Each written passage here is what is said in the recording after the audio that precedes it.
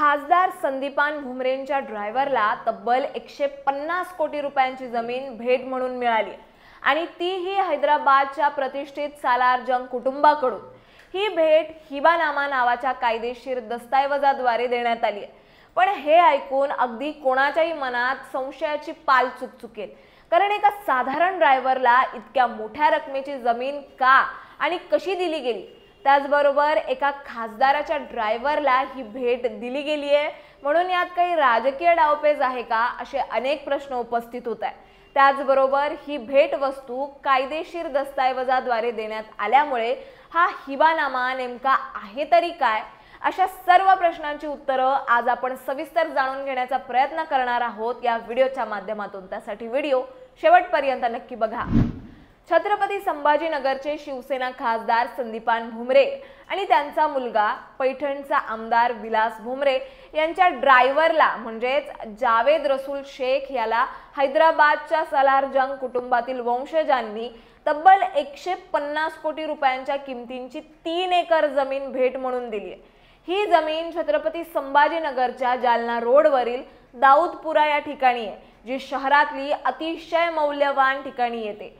ही भेट हिबानामा नावाच्या कायदेशीर दस्तऐवजाद्वारे देण्यात आली आहे, ज्यावर सालार जंग कुटुंबातील मीर मजहर अली खान आणि त्यांच्या 6 नातेवाईकांच्या सह्या आहेत। पण इथेच खरा प्रश्न उपस्थित होतो।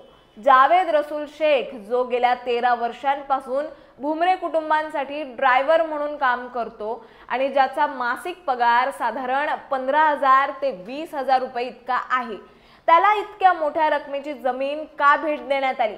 असं बघायला गेलं तर सालार जंग कुटुंबाशी त्याचा कोणताही रक्ताचा संबंध नाहीये। मग ही भेट का?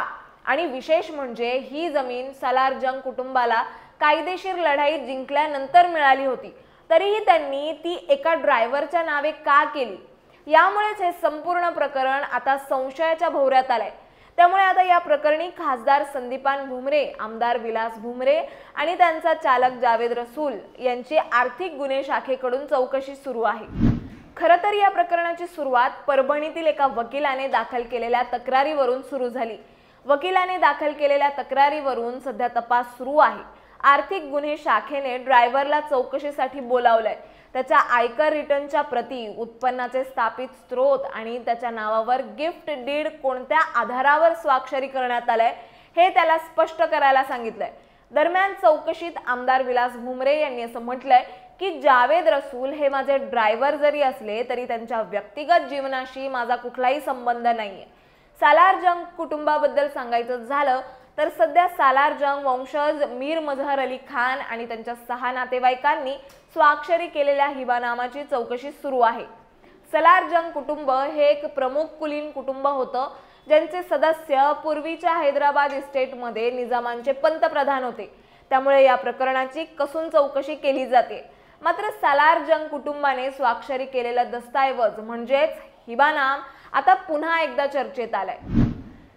हिबानामा हा एक कायदेशीर दस्तऐवज आहे, ज्याद्वारे एखादी व्यक्ती आपली मालमत्ता, जमीन, घर, दागिने इत्यादी दुसऱ्या व्यक्तीला निस्वार्थपणे म्हणजेच कोणतीही आर्थिक देवाणघेवाण न करता भेट स्वरूपात देतो। हिबा अरबी शब्द आहे, ज्याचा अर्थ भेट देणं म्हणजेच गिफ्ट करणं असा होतो। विशेषतः मुस्लिम कायद्यात हिबा ही संकल्पना महत्त्वाची आहे, पण काही वेळा ती सर्वसामान्य कायदेशीर व्यवहारातही वापरली जाते।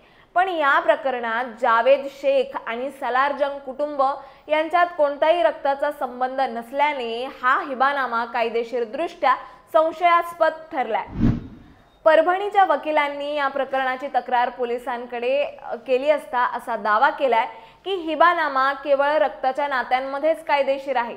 त्यांनी प्रश्न उपस्थित केलाय की सालार जंग कुटुंबाचे वंशज एका सामान्य ड्रायव्हरला इतक्या मोठ्या रकमेची जमीन का भेट देतील? मात्र दुसरीकडे पैठणचे आमदार विलास भुमरे यांनी याबाबत स्पष्टीकरण देताना सांगितलंय की जावेद हा त्यांच्या कुटुंबासाठी काम करतो, पण त्याच्या वैयक्तिक निर्णयाशी त्यांचा कोणताही संबंध नाहीये। पण तरीही या प्रकरणाने राजकीय वर्तुळात आता खळबळ माजवली आहे। शेवटी काय, हे प्रकरण सध्या फक्त कायदेशीर चौकशीमुळे मर्यादित नाहीये, तर त्याचे राजकीय परिणामही दूरगामी असू शकतात। त्यामुळे संदीपान भुमरे आणि त्यांच्या कुटुंबावर याचा काय परिणाम होईल हे पाहणं महत्त्वाचं ठरेल।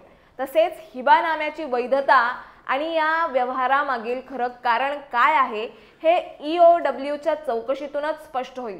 दरम्यान तुम्हाला या प्रकरणाबद्दल काय वाटतं हे आम्हाला कॉमेंट्समध्ये कळवा आणि अशाच माहितीपूर्वक व्हिडिओ बघण्यासाठी लगेचच सबस्क्राइब करा प्राईम टाइम महाराष्ट्रला।